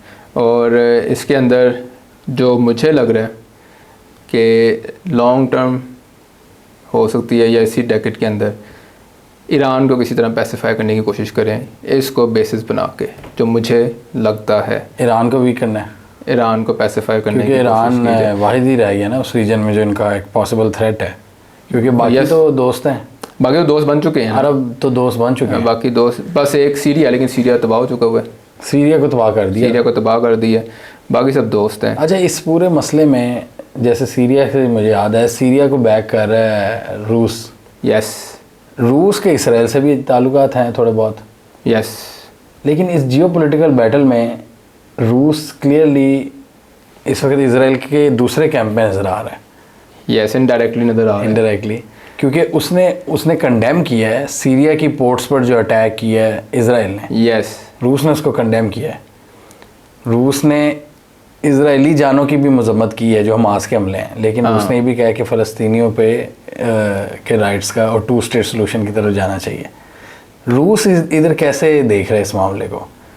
रूस इस वक्त जो है ना अपनी यूक्रेन की जंग को हटा के ऊपर से जो ध्यान है ना, हाँ, वो हटा रहा है, वो कह रहा है कि ध्यान पड़े ही ना यूक्रेन के ऊपर, और रूस जहाँ तक मेरा ख्याल है वो इस जंग को कहेगा कि जितनी लंबी जा सकती है चाहिए, उसके फ़ायदे में है, उसके फ़ायदे में है। अच्छा, कुछ मगरबी मीडिया ये लिख रहा था कि रूस के फायदे, ये रूस के क्योंकि अभी आप देख लेना कि जैनेट येलन ने बात की कि हम ना 2 जंगें लड़ सकते हैं, हाँ, ठीक है, यूक्रेन की, बाइडन ने भी कहा है, बाइडन ने कहा we are the super power of the world in the history of the world, तो हमारे लिए कोई मसला नहीं है। यानी उससे सवाल किया गया बाइडन से कि आप मेंटेन कर भी सकते हैं, यानी कि अपने मुल्क की इकॉनमी इन 2 जंगों को, अगर उसने कहा कर सकते हैं, धड़ल्ले से क्या कर सकते हैं, धड़ल्ले से, लेकिन economic reality is not supporting him, not supporting, America की इकोनॉमिक रियलिटी से सपोर्ट नहीं कर रही इस वक्त क्योंकि इस वक्त अगर तो ये 2 जंगों को चला भी लेते हैं, हाँ, और अगर फॉर सम अननोन रीज़न तीसरा फ्रंट भी ओपन हो जाता है, जो इसराइल चाहेगा कि एक और फ्रंट ओपन हो जाए, ये वॉर एक्सपैंड करे, क्योंकि ये इसराइल के लिए काम करती है ना, क्योंकि what they want is total what they want is कि अभी इस वक्त थ्रेट्स को मिनिमाइज़ करना, दूसरा जो इस वक्त मेन स्ट्रीम मीडिया तो ठीक है, they are speaking for Israel, social media is not very much in there, तो वो चाहेंगे कि ये जो ध्यान है, जो क्योंकि इसराइलीज़ की एक चीज़ मैं नोट की है, वो नेगेटिव रिफ्लेक्शन को पसंद नहीं करते बिल्कुल भी, वो नहीं चाहते कि हमारे बारे में कोई भी गलत बात हो, क्रिटिकल बात हो, या वो नहीं चाहते, ठीक है, वो चाहेंगे कि ये मामला हम जल्दी से ख़त्म करें, और अगर तो नहीं ख़त्म होता तो फिर कहीं और कैमरे की ध्यान जाए, और जिसकी वजह से मैं देखता हूँ कि बार बार ईरान का आई जा रहा है, ये लोग करी जा रहे हैं, ईरान का तज़किरा हो रहा है मेन स्ट्रीम मीडिया पे, ईरान का कोई ना कोई कनेक्शन निकालना चाह रहे हैं, इसलिए ईरानियंस इतने एक्टिव हुए हैं डिप्लोमेसी में, कभी यूएस जा रहे हैं, कभी सऊदीया से मिल रहे हैं, कभी रूस से मिल रहे हैं, चाइना से मिल रहे हैं, वो तो बहुत एक्टिव हुए हैं, वो बहुत एक्टिव है, हिजबुल्लाह से भी मिल रहे हैं, यस, वो ओपनली सबसे मिल रहा है उनका फॉरेन मिनिस्टर, और वो इसलिए मिल रहा है कि कहीं से जो है ना कहीं फॉल्स फ्लैग करके एतमाद में ले रहा है, वैसे एतमाद में ले रहा है कि हम ऐसा कुछ नहीं कर रहे। हाँ, ईरान ये कह रहा है कि हमने फ़लस्तीन का साथ देना है, हम जानते हैं कि वो किस चीज़ के लिए लड़ रहे हैं, लेकिन हाँ हम डायरेक्टली नहीं आएंगे। वही आप देख लें, हिजबुल्लाह लेबनान पे, जब साउथ लेबनान पे मिसाइल गिरे इसराइल के पिछले दिनों में, हिजबुल्लाह ने नहीं फायर बैक किया, तो ये चीज़ चल रही है, इसको ज़्यादा कॉम्प्लेक्स करने की कोशिश की जा रही है इस वक्त फुल टाइम। जो ये गज़ा पे इस वक्त जो इन्होंने ग्राउंड ऑपरेशन कर दिया, वो क्यों किया है? वो यही कह रहे हैं कि किसी तरह प्रेशर बढ़े अराउंड दिस, इस इशू के लिए प्रेशर बढ़े और कहीं से कोई मिसस्टेप हो जाए। इस वक्त Israel wants a misstep from a third force, और अब वो मिलता है या नहीं मिलता इसका पता नहीं। एक थोड़ा सा इरेलीवेंट क्वेश्चन जेन में आ रहा है, तीसरा फ्रंट कहीं पाकिस्तान तो नहीं हो सकता? क्योंकि मतलब इस इमीडिएट नहीं, लेकिन कुछ आने वाले महीनों में या सालों में इंडिया एक महाज गर्म कर दे कश्मीर में या गिलगित बल्तिस्तान में हमारे ख़िलाफ़। वो तो इस इंडिया तो लगा हुआ तैयारी करने, लगा हुआ है। इंडिया तैयारी तो कर रहा है उसने। हाँ। कश्मीर के अंदर तो शुरू कर दिया वो काफ़ी देर का। हाँ। 2019 से शुरू कर दिया हुआ है। गिलगित बल्तिस्तान में भी इस वक्त पाकिस्तान के अंदर सबसे ज़्यादा सियासी जो है आपकी अफरा तफरी कहाँ पर है? गिलगित बल्तिस्तान में। वहाँ पर सबसे ज़्यादा लोग निकले हैं। ये जो ऑपरेशन हुआ है उसके ख़िलाफ़ सबसे ज़्यादा लोग वहाँ पर निकले हैं। लेकिन अभी I don't think so America की तरफ से ग्रीन लाइट आएगी पाकिस्तान के लिए। पाकिस्तान के लिए अगर पाकिस्तान उसे बना के रख लेता किसी हद तक, फिर अभी तक तो सेफ़ हैं। अभी नहीं आते, अभी नहीं वो आएंगे, अभी नहीं। लेकिन जहाँ पे हमने अच्छा देखे ना, यहाँ पे तो अमेरिका को भी फ़ायदा होगा। हम पे अटैक होता है तो वो सी पैक वाली टेरिटरी वो सारी निकल जाएगी हाथ से चाइना के। वो इसके अंदर अमेरिका को टेंशन ये भी है कि कहीं फिर चाइना एक्टिवली इन्वॉल्व ना हो जाए, जो कि अभी नहीं है। क्योंकि आपने ये भी देखा ना, चाइना का ईरान के साथ मामला हो चुका है, ठीक है, ओके हो चुका है। चलो अगर फ़र्ज़ करें आपकी बात अगर हम मान लेते हैं कि सी पैक वाली टेरिटरी चली जाती है, ईरान वाला रास्ता ओपन है, ठीक है, सेकंड रास्ता उनके लिए ओपन है, लेकिन ज़्यादा कन्वीनियंट कौन से? सी पैक वाला रास्ता चाइना के लिए फ़िलहाल। तो चाइना तो चाहेगा कि ऐसा कुछ भी ना हो, ठीक है, अमेरिका भी चाहेगा ऐसे कुछ ना हो, क्योंकि इंडिया के साथ गुड है, ताल्लुकात अच्छे हैं, लेकिन पाकिस्तान जो है वो एक डिफरेंट चीज़ है। पाकिस्तान उसके ताल्लुकात अमेरिका के साथ डिफरेंट है। पाकिस्तान हर वो काम करता है जो अमेरिका कहता है, ठीक है। कोशिश की ना उन्होंने इंडिया को पुश किया ना कि जाओ जाकर चाइना से लड़ो। इंडिया ने, आपको पता है गलवान वैली का जो स्कर्मिश हुआ है, पीछे हट गया। उसके बाद उन्होंने कहा नहीं भाई हमने तो नहीं लड़ना। इंडिया जो है ना वो डिक्टेशन नहीं लेगा। अमेरिका कहेगा ये करो, इंडिया कहेगा अच्छा हम देखते हैं। नहीं, अगर डिक्टेशन वाली बात नहीं, ग्रीन लाइट वाली बात है। ग्रीन लाइट जो है ना वो मुश्किल है, ग्रीन लाइट बहुत मुश्किल है, क्योंकि एक बार यार अमेरिका जो है ना वो इंडिया को पावरफुल नहीं बनने देगा। यानी वो कहेगा ठीक है एशिया के अंदर हम इंडिया को पावर दे देते हैं, लेकिन किसी ऐसे इंडिया को ऐसे ही पॉइंट पे नहीं लेकर आना कि जहाँ पर वो ग्लोबली अमेरिका को चैलेंज कर सके, या थोड़ी जिस तरह चाइना है। क्योंकि अगर पाकिस्तान को वो तुम देता है तो एक इंडिया की लेजिटिमेसी एक एज एग्रेसर आ जाएगी, जो अभी तक नहीं है। क्योंकि अभी इंडिया कोई हरकत करता है वो पकड़े जाते हैं। कनाडा में, कतर में, पाकिस्तान में वो पकड़े जाते हैं। हाँ। जो पाकिस्तान है ना वो एक टाइप की अमेरिका की इंश्योरेंस पॉलिसी भी है कि अगर इंडिया बदतमीजी करेगा तो फिर पाकिस्तान को भी रखा। फिर हम और दूसरा अफगानिस्तान में भी हमें चाहिए। फिर अफगानिस्तान में भी हमारी ज़रूरत पड़ती है अमेरिकन को। So we are important for America still. We are still important, अभी भी हमारी ज़रूरत है, वरना अगर ना होती तो शायद हम जो 2 मई 2011 का जो वाक़या था that was enough for America. May 2011 was enough. लेकिन अमेरिका ने वो काम नहीं किया जो आई थिंक करना 11 मई को हुआ था। 2 मई 2011 और फिर 9 मई भी। फिर 9 मई भी, वो भी एक बड़ा सान है 2023 में। बड़ा तो dark chapter, very dark chapter unfortunately. लेकिन we have seen darkest chapters. Yes, we have seen darkest. 1979 was even more darker. Yes, लेकिन वो हम कभी बाद में बात करेंगे। हाँ। तो बाकी इस वक्त जो वैसे देखा जाए, जो मैंने फील किया कि the Muslim world is pacified.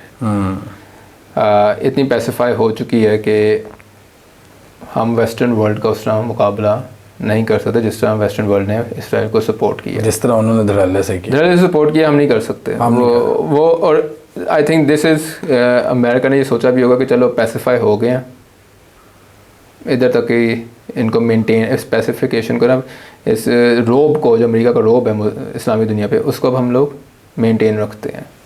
वो मैं पढ़ रहा था पोस्ट के सऊदी अरब और ये जो अरब ममालिक पूरी दुनिया को तेल भेज सकते हैं, लेकिन गज़ा में 2 बोतलें पानी की नहीं भेज सके। वही बात है ना कि मैं वही सोच रहा था कि अमेरिका ने अपने बहरी बेड़े भेज दिए, एयरक्राफ्ट कैरियर भेज दिए फ़ौरन, वो अपने दोस्त के लिए फ़ौरन आए। हाँ जी, और पूरा घेर लिया इलाके, पूरा घेर लिया। और आप देखें मिस्र के अंदर मिस्री फ़ौज जो है वो अपनी आवाम को रोक रही है कि जाकर तुमने गज़ा में मदद नहीं करनी लोगों की, नहीं करनी। या अगर तो अमेरिका ने अपने बहरी बेड़े भेज दिए तो हमारे कोई एड के लिए शिप्स नहीं जा सकें गज़ा के साहिल पे कि नहीं हम नहीं मानते। वो नहीं आया उस तरह का रिस्पॉन्स, बड़ा अनफॉर्चुनेट है। तुर्की भी कुछ नहीं कर, तुर्की ने भी कुछ नहीं बातों के अलावा कुछ नहीं किया, यानी कुछ नहीं किया। सपोर्ट में मुजाहिरे तो हुए हैं, लेकिन मैं मुजाहिरे तो लंदन न्यूयॉर्क में बहुत बड़े बड़े हुए हैं, लेकिन फलस्तीनियों के लिए। लेकिन मुजाहिरे का मैंने सिर्फ एक चीज़ ये देखी है कि इराक वॉर का जब फैसला हुआ था, biggest example, biggest protest in human history, लेकिन जंग तो हुई इराक की, ठीक है। और ये भी इसके अंदर भी यही होना है कि फ़लस्तीनियों का जो जुल्म है वो फॉरसीबल फ्यूचर में, अभी जहाँ तक मुस्तकबिल में नज़र जाती है, चलता रहेगा। लेकिन तारीख़ ये बताती है कि काया पलट जाती है, ठीक है। 75 साल बहुत ज़्यादा है, यानी हम जब 75 साल सोचते हैं 75 साल से मुज़ालिम हो रहे हैं, बहुत ज़्यादा है। लेकिन तारीख़ में कौमें 200 साल बाद भी आज़ादी हासिल करती हैं, उभर जाती हैं, अपने जो काबिज़ जो उन पर कब्ज़ा हुआ होता है, जो उनके मुज़ालिम कर रहे होते हैं, उनको उठा के साइड पे फेंकती हैं। लेकिन अनप्रेसिडेंटेड इन हिस्ट्री के तारीख़ में कभी ये नहीं था हुआ कि इस तरह इमेजेस आ रहे हों इंसान के पास, लेकिन अब तो हमारे पास इमेजेस भी आ रहे हैं देख के। लेकिन व्हाट वी सी इज़ के जब आप रोब कायम हो रहे हो तो फिर एक डिसेंसिटाइजेशन भी हो जाती है, डीह्यूमनाइजेशन हो जाती है कि यानी चलो अल्लाह अगली मंजिल उनकी बेहतर करे, आसान करे। तो इट इज़ वेरी अनफॉर्चुनेट। जिस तरह, और ये जो मैंने सारी जो आपको तारीख़ काफ़ी लंबी बताई है कि क्यों कायद आज़म और गांधी इसराइल के ख़िलाफ़ थे, वो ये वजह थी कि जंग अज़ीम अव्वल और जंग अज़ीम दोम के दरमियान जो वाक़यात हुए, जो उन्होंने देखे होंगे, पढ़े भी होंगे। कायद आज़म ने कहा था it's a great tragedy the way it is being formed. और वही बात आ गई ना कि आप सोचेंगे, आप जब ये वाक़यात पढ़ें और आप इस चीज़ को अंदाज़ा लगाएं कि you are living in that time, और ये आपको पता लग रही है कि एक कौम को, एक ख़ानदान को उसके घर से निकाल कर एक छोटे से कमरे में बंद कर दिया और आप उधर रहना शुरू हो गए हैं। So this is really a great tragedy. अल्लाह करे दुनिया में लोगों की जो मुश्किलात हैं वो आसान हो। आज हमारी कुछ थॉटफुल डिस्कशन हुई है रिजवान से इस हवाले से। आपके क्या राय है, आप कमेंट सेक्शन में बता सकते हैं। अल्लाह हाफ़िज़।